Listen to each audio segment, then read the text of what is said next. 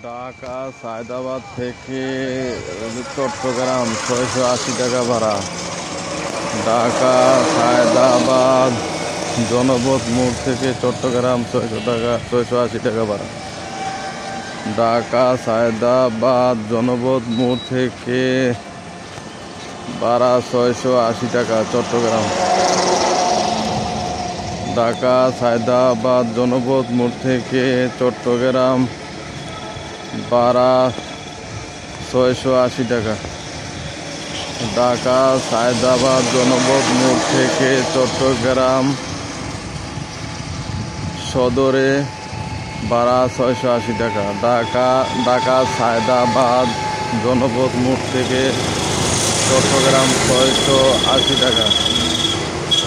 ঢাকা সায়দাবাদ জনপথ মোড় থেকে চট্টগ্রাম 680 টাকা।